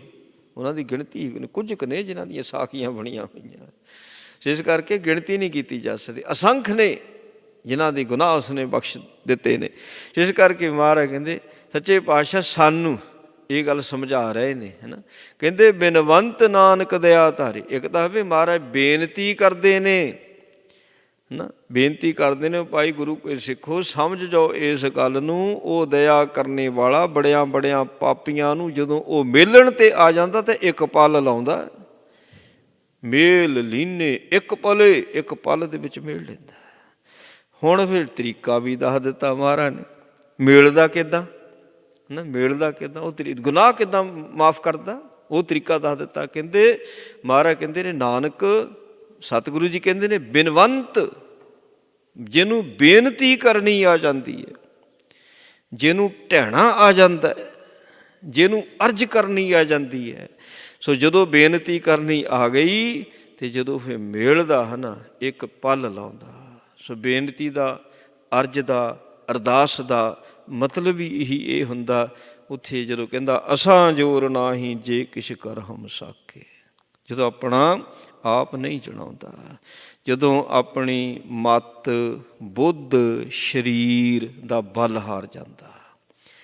ਸੋ ਜਦੋਂ ਕਹਿੰਦਾ ਸੱਚੇ ਪਾਤਸ਼ਾਹ ਮੈਂ ਕੁਝ ਨਹੀਂ ਕਰ ਸਕਦਾ, ਹਾਂ ਗੁਨਾਹਗਾਰ ਹੈ, ਪਾਪੀ ਹੈ, ਮੈਨੂੰ ਤਾਂ ਸੋ ਉਹ ਐਸੇ ਪਾਪ, ਐਸੇ ਕਰਮ ਸੋ ਜਿਹਨਾਂ ਦਾ ਮੈਨੂੰ ਚੇਤਾ ਵੀ ਨਹੀਂ ਹੈ, ਸੋ ਉਹ ਮੈਂ ਕੀਤੇ ਹੋਏ ਨੇ, ਅਤੇ ਕਿਰਪਾ ਕਰਕੇ ਮੈਨੂੰ ਮਾਫ ਕਰ ਦਿਓ, ਬਖਸ਼ ਲਓ ਮੈਨੂੰ। ਅਤੇ ਉਹ ਫਿਰ ਬਖਸ਼ਣ ਲੱਗਿਆ ਦੇਰੀ ਨਹੀਂ ਲਾਉਂਦਾ, ਪਹਿਲੋਂ ਪਾਪ ਗੁਨਾਹ ਮਾਫ ਕਰਦਾ। ਇਹ ਥੋੜ੍ਹੀ ਜਿੱਦਾਂ ਹੁਣ ਸਵਰਗ ਨਰਕ ਦੀ ਗੱਲ ਕਰਦੇ, ਜਿਵੇਂ ਜਿਹੜੇ ਹਿੰਦੂ ਮੱਤ ਦੇ ਗ੍ਰੰਥ ਨੇ 'ਚ ਲਿਖਿਆ ਹੋਇਆ ਵੀ ਜੇ ਪਾਪ ਕੀਤਾ ਹੋਇਆ ਪਾਪ ਦਾ ਫਲ ਵਸ਼ ਭੋਗਣਾ ਪਵੇਗਾ, ਪੁੰਨ ਕੀਤਾ ਪੁੰਨ ਦਾ ਫਲ, ਪਾਪ ਦਾ ਫਲ ਅੱਡ ਹੁੰਦਾ, ਪੁੰਨ ਦਾ ਅੱਡ ਹੁੰਦਾ। ਇਹ ਸਿਸਟਮ ਇਹ ਚੱਲਦਾ ਪਾਪ ਪੁੰਨ ਦਾ। ਪਰ ਜਦੋਂ ਪਰਮਾਤਮਾ ਪਰਮੇਸ਼ਰ ਮਿਲਦਾ, ਸੋ ਪਾਪ ਪੁੰਨ ਨੂੰ ਖਤਮ ਕਰ ਦਿੰਦਾ। ਨਾ ਪਾਪ ਆ ਨਾ ਪੁੰਨ ਹੈ। ਇਹ ਥੋੜ੍ਹੀ ਵੀ ਜਿਹੜਾ ਪੁੰਨ ਹੈ ਸੋ ਉਹਦਾ ਫਲ ਸਵਰਗ ਮਿਲਣਾ, ਪਾਪ ਦਾ ਫਲ ਨਰਕ ਮਿਲਣਾ, ਨਹੀਂ, ਇਹ ਸਾਰੇ ਖਤਮ ਕਰ ਦਿੰਦਾ। ਉਹ ਰਾਹ ਹੀ ਪਾਸੇ ਹੋ ਜਾਂਦਾ। ਜਦੋਂ ਮਿਲੂ ਤਾਂ ਆਪਣੇ ਵਿੱਚ ਮਿਲੂ ਨਾ। ਸਵਰਗ ਨਰਕ ਤਾਂ ਸੋ ਉਹਦੇ ਬਣਾਏ ਹੋਏ ਨੇ, ਅਤੇ ਸਾਡੇ ਜੀਵਾਂ ਵਾਸਤੇ ਕਰਮਾਂ ਅਨੁਸਾਰ ਜੀਵ ਨੂੰ ਮਿਲਦੇ ਨੇ। ਜਿੱਥੇ ਉਹ ਬੈਠਾ, ਉਹਦੀ ਜਿਹੜੀ ਜਗ੍ਹਾ ਆ, ਜਿੱਥੇ ਉਹ ਬੈਠਾ ਉੱਥੇ ਤਾਂ ਭਗਤ ਜਾਊ ਨਾ। ਉਹ ਖੰਡ ਮਹਾਰਾਜ ਨੇ ਖੰਡਾਂ ਦਾ ਜ਼ਿਕਰ ਕੀਤਾ ਹੋਇਆ, ਕਹਿੰਦੇ ਧਰਮ ਖੰਡ, ਸਰਮ ਖੰਡ, ਧਰਮ ਖੰਡ, ਗਿਆਨ ਖੰਡ, ਸਰਮ ਖੰਡ, ਕਰਮ ਖੰਡ। ਉਹ ਕਰਮ ਖੰਡਾਂ ਦਾ ਜ਼ਿਕਰ ਕੀਤਾ, ਅਤੇ ਸਵਰਗ ਨਰਕ ਦੀ ਕੋਈ ਗੱਲ ਨਹੀਂ ਕੀਤੀ ਸੱਚੇ ਪਾਤਸ਼ਾਹ ਨੇ। ਉਹ ਖੰਡਾਂ ਦਾ ਜ਼ਿਕਰ ਆਉਂਦਾ ਹੈ। ਸੋ ਉੱਥੇ ਫਿਰ ਕਰਮ ਖੰਡ ਵਿੱਚ ਲੈ ਕੇ ਆਉਂਦਾ, ਅਤੇ ਕਰਮ ਖੰਡ ਅਤੇ ਸੱਚਖੰਡ ਇੱਕੋ ਹੀ ਪੌੜੀ ਵਿੱਚ ਮਹਾਰਾਜ ਨੇ ਲਿਖੇ ਹੋਏ ਨੇ। ਜਦੋਂ ਮਹਾਂਪਰਲੈ ਆਉਂਦੀ ਹੈ ਉਸ ਵੇਲੇ ਖੰਡ ਵੀ ਖਤਮ ਹੁੰਦੇ ਨੇ। ਧਰਮ ਖੰਡ, ਗਿਆਨ ਖੰਡ, ਸਰਮ ਖੰਡ ਤਿੱਕਰ ਖਤਮ ਹੋ ਜਾਂਦੇ ਨੇ ਜਦੋਂ ਮਹਾਂਪਰਲੈ ਆਉਂਦੀ। ਇੱਕ ਕਰਮ ਖੰਡ ਅਤੇ ਸੱਚਖੰਡ ਨਹੀਂ ਖਤਮ ਹੁੰਦਾ। ਸੋ ਕਰਮ ਖੰਡ ਉਹ ਅਵਸਥਾ ਆ, ਜਾਂ ਇਕੱਲੇ ਉਹ ਮਹਿਲ, ਰੱਬ ਜੇ ਮਹਿਲ ਵਿੱਚ ਹੈ ਅਤੇ ਕਰਮ ਖੰਡ ਉਹਦੀ ਡੇਹੜੀ ਹੈ। ਉਹ ਡੇਹੜੀ ਦੇ ਵਿੱਚ ਜਾ ਕੇ ਬੈਠਦੇ ਨੇ। ਦਰ 'ਤੇ ਜਿਹੜੇ ਖੜ੍ਹਦੇ, ਦਰਮਾਂ ਦੇ ਠਾਂਡੇ ਦਰਬਾਰ, ਭਗਤ ਜਿਹੜੇ ਨੇ ਦਰਮਾਂ ਦੇ ਠਾਂਡੇ ਕਿੱਥੇ ਖੜ੍ਹਦੇ ਨੇ? ਕਰਮ ਖੰਡ ਵਿੱਚ ਖੜ੍ਹਦੇ ਨੇ। ਦਰਮਾਂ ਦੇ ਠਾਂਡੇ ਦਰਬਾਰ ਤੁਝ ਬਿਨ ਸੁਰਤ ਕਰੈ ਕੋ ਮੇਰੀ, ਦਰਸ਼ਨ ਦੀਜੈ ਖੋਲ ਕਬਾੜ। ਜਦ ਕਰਮ ਖੰਡ ਵਿੱਚ ਹੀ ਆ ਗਿਆ, ਉਹਨਾਂ ਦੇ ਕਬਾੜ ਖੁੱਲ੍ਹਦੇ ਨੇ, ਉਹਨਾਂ ਨੂੰ ਪਤਾ ਲੱਗਦਾ, ਉਹਨਾਂ ਨੂੰ ਸੋਝੀ ਮਿਲਦੀ ਹੈ। ਮਹਾਰਾਜ ਸੱਚੇ ਪਾਤਸ਼ਾਹ ਜੀ ਨੇ ਅਪਰਪਾਰ ਮਿਹਰ ਕਿਰਪਾ ਕੀਤੀ, ਪਾਵਨ ਉਪਦੇਸ਼ ਬਖਸ਼ਿਆ। ਗੁਰੂ ਕਿਰਪਾ ਕਰੇ ਸੋ ਉਪਦੇਸ਼ ਸਾਡੇ ਹਿਰਦਿਆਂ ਵਿੱਚ ਵਸੇ, ਭੁੱਲਾਂ ਚੁੱਕਾਂ ਦੀ ਖਿਮਾ ਜੀ। ਵਾਹਿਗੁਰੂ ਜੀ ਕਾ ਖਾਲਸਾ, ਵਾਹਿਗੁਰੂ ਜੀ ਕੀ ਫਤਿਹ। ਰਾਮ ਕਲੀ ਮਹੱਲਾ ਤੀਜਾ। ਆਨੰਦ ਇੱਕ ਓਂਕਾਰ ਸਤਿਗੁਰ ਪ੍ਰਸਾਦ। ਆਨੰਦ ਭਿਆ ਮੇਰੀ ਮਾਏ, ਸਤਿਗੁਰੂ ਮੈਂ ਪਾਇਆ, ਸਤਿਗੁਰ ਤਾਂ ਪਾਇਆ ਸਹਿਜ ਛੇਤੀ, ਮਨ ਮਦੀਆਂ ਵਧਾਈਆਂ। ਰਾਗ ਰਤਨ ਪਰਵਾਰ ਭਰੀਆਂ, ਸ਼ਬਦ ਗਾਵਣੇ ਆਈਆਂ। ਸ਼ਬਦ ਉਥਾਂ ਗਾਵੋ ਹਰੀ ਕੇਰਾ, ਮਨ ਜਿਨੀ ਵਸਾਇਆ। ਕਹਿ ਨਾਨਕ ਆਨੰਦ ਹੋਆ, ਸਤਿਗੁਰੂ ਮੈਂ ਪਾਇਆ। ਏ ਮਨ ਮੇਰਿਆ ਤੂੰ ਸਦਾ ਰਹੋ ਹਰ ਨਾਲੇ, ਹਰ ਨਾਲ ਰਹਾਂ ਤੂੰ ਮਨ ਮੇਰੇ। ਦੁਖ ਸਭ ਵਿਸਾਰਣਾ, ਅੰਗੀਕਾਰੋ ਕਰੀ ਤੇਰਾ ਕਾਰ ਸਭ ਸਵਾਰਣਾ। ਸਭਨਾ ਗੱਲਾਂ ਸਮਰਾ ਸੁਆਮੀ, ਸੋ ਕਿਉ ਮਨੋ ਵਿਸਾਰੇ। ਕਹਿ ਨਾਨਕ ਮਨ ਮੇਰੇ ਸਦਾ ਰਹੋ ਹਰ ਨਾਲੇ। ਸਾਚੇ ਸਾਹਿਬਾ ਕਿਆ ਨਾਹੀ ਘਰ ਤੇਰਾ, ਕਰਤਾ ਤੇਰਾ ਸਭ ਕਿਛ ਹੈ। ਜਿਸ ਦੇਸ ਸੋ ਪਾਵੇ ਸਦਾ ਸਿਵ ਸਲਾਹ ਤੇਰੀ। ਨਾਮ ਮਨ ਵਸਾਵੇ ਨਾਮ ਜਿਨ ਕੈ ਮਨ ਵਸਿਆ। ਵਾਜੇ ਸ਼ਬਦ ਕਨੇਰੇ ਕਹਿ ਨਾਨਕ ਸੱਚੇ ਸਾਹਿਬ ਕਿਆ ਨਾਹੀ ਘਰ ਤੇਨੇ। ਸਾਚਾ ਨਾਮ ਮੇਰਾ ਆਧਾਰੋ, ਸਾਚ ਨਾਮ ਆਧਾਰ ਮੇਰਾ। ਜਿਨ ਭੁੱਖਾਂ ਸਭ ਗਵਾਈਆਂ, ਕਰਸ਼ਾਨ ਸੁਖ ਮਨ ਆਏ ਵਸਿਆ। ਜਿਨ ਇੱਛਾ ਸਭ ਪੁਜਾਈਆਂ, ਸਦਾ ਕੁਰਬਾਨ ਕੀਤਾ ਗੁਰ ਬਿਠੋਂ। ਜਿਸ ਦੀਆਂ ਇਹ ਵਡਿਆਈਆਂ, ਕਹਿ ਨਾਨਕ ਸੁਣੋ ਸੰਤੋ ਸ਼ਬਦ ਧਰੋ ਪਿਆਰੋ। ਸਾਚਾ ਨਾਮ ਮੇਰਾ ਆਧਾਰੋ, ਵਾਜੇ ਪੰਜ ਸ਼ਬਦ ਇਤ ਕਰ ਸੁਭਾਗੇ। ਕਰ ਸੁਭਾਗੇ ਸ਼ਬਦ ਵਾਜੇ, ਕਾਲਾ ਜਿਤ ਕਰ ਧਾਰਿਆ। ਪੰਚ ਦੂਤ ਦਵਸ ਕੀਤੇ, ਕਾਲ ਕੰਟਕ ਮਾਰਿਆ। ਤੁਰ ਕਰਮ ਪਾਇਆ ਤੁਰ ਜਿਨ ਕਉ, ਸੇ ਨਾਮ ਹਰਖੇ ਲਾਗੇ। ਕਹਿ ਨਾਨਕ ਤੈਸ ਕੋ ਹੋਆ, ਤਿਤ ਕਰ ਅਨਹਦ ਵਾਜੇ। ਅਨ ਸੁਣੋ ਬੜ ਭਾਗਿਓ, ਸਗਲ ਮਨੋਰਥ ਪੂਰੇ। ਪਾਰ ਬ੍ਰਹਮ ਪ੍ਰਭ ਪਾਇਆ, ਉਤਰੇ ਸਗਲ ਵਿਸੂਰੇ। ਦੁਖ ਰੋਗ ਸੰਤਾਪ ਉਤਰੇ, ਸੁਣੀ ਸੱਚੀ ਬਾਣੀ। ਸੰਤ ਸਾਜਨ ਭਏ ਸਰਸੇ, ਪੂਰੇ ਗੁਰ ਤੇ ਜਾਣੀ। ਸੁਣ ਤੇ ਪੁਨੀਤ ਕਹਿਤੇ, ਪਵਿੱਤ ਸਤਿਗੁਰ ਰਹਿਆ ਭਰਪੂਰੇ। ਬਿਨਵੰਤ ਨਾਨਕ ਗੁਰ ਚਰਨ ਲਾਗੇ, ਵਾਜੇ ਅਨਹਦ ਤੂਰੇ। ਸੁਣ ਤੇ ਪੁਨੀਤ ਕਹਿਤੇ, ਪਵਿੱਤ ਸਤਿਗੁਰ ਰਹਿਆ ਭਰਪੂਰੇ।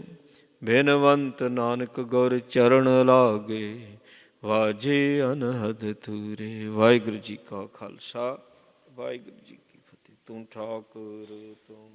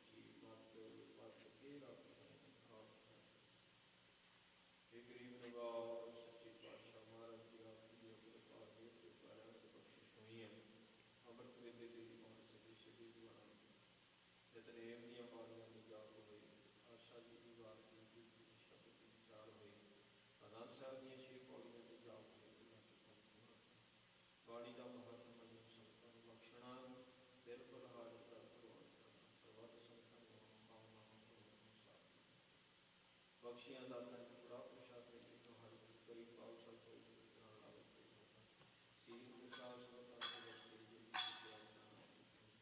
ਪਾਵਨ ਹੁਕਮ ਬਖਸ਼ੋ ਸੰਗਤਾਂ ਦੀ ਹਾਰ ਗੁਰੂ ਦੀ ਸਹੀ ਪਿਆਰੀ ਕਰਨੀ ਜਿਨ੍ਹਾਂ ਮਿਲਿਆ ਨਾਮ ਕਿਤੇ ਆਵੇ ਨਾਨਕ ਨਾਮ ਚੜ੍ਹਦੀ ਕਲਾ ਤੇਰੇ ਭਾਣੇ ਸਰਬਤ ਦਾ ਭਲਾ। ਵਾਹਿਗੁਰੂ ਜੀ ਕਾ ਖਾਲਸਾ ਵਾਹਿਗੁਰੂ ਜੀ ਕੀ ਫਤਿਹ। ਰਾਗਿਆ ਤੇ ਕਾਲ ਕੀ ਤਵੇ ਚਲਾਇਓ ਪੰਥ ਸਿੱਖਨ ਕਾ ਹੁਕਮ ਹੈ ਗੁਰੂ ਮਾਨਿਓ ਗ੍ਰੰਥ ਜੀ ਮਾਨਿਓ ਪ੍ਰਗਟ ਗੁਰਾਂ ਕੀ ਦੇਹ ਹੋ ਸ਼ਬਦ ਮੈਂ ਲੇ ਬਾਕੀ ਰਹਿ ਨ ਕੋਈ ਬਚੇ ਸ਼ਰਨ ਜੋ ਹੋਏ ਚੜ੍ਹੇ ਸੁਤਰੇ ਪਾਰ ਗੁਰ ਪਾਰ ਤਾਰਨ ਹਾਰ ਕਲਗੀ ਸੋਹੈ ਸੀਸ ਗੁਰ ਕਲਗੀ ਧਰ ਜਗਦੀਸ਼ ਸਤਿ ਸ੍ਰੀ ਅਕਾਲ। ਵਾਹਿਗੁਰੂ ਜੀ ਕਾ ਖਾਲਸਾ ਵਾਹਿਗੁਰੂ ਜੀ ਕੀ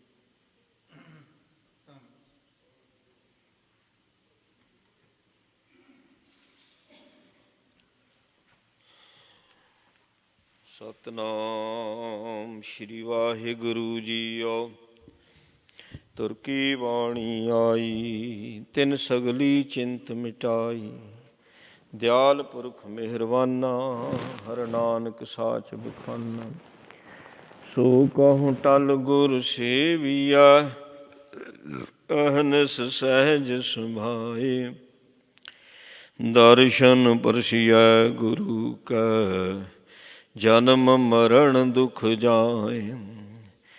ਹੋਵੈ ਸਿਫਤ ਖਸਮ ਦੀ ਨੂਰ ਅਰਸੋਂ ਕੁਰਸੋਂ ਚਟਿਆ ਤੁਧ ਡਿਠੇ ਸੱਚੇ ਪਾਤਸ਼ਾਹ ਮਲ ਜਨਮ ਜਨਮ ਦੀ ਕਟਿਆ। ਜੈਤ ਸ੍ਰੀ ਮਹੱਲਾ ਪੰਜਵਾਂ ਵਾਰ ਸਲੋਕਾਂ ਨਾਲ। ਇਕ ਓੰਕਾਰ ਸਤਿਗੁਰ ਪ੍ਰਸਾਦਿ। ਸ਼ਲੋਕ। ਆਦਿ ਪੂਰਨ ਮੱਧ ਪੂਰਨ ਅੰਤ ਪੂਰਨ ਪਰਮੇਸ਼ਰ ਹੈ। ਸਿਮਰੰਤ ਸੰਤ ਸਰਬਤਰ ਰਮਣ ਨਾਨਕ ਅਗਨਾਸਨ ਜਗਦੀਸ਼ੁਰ ਹੈ।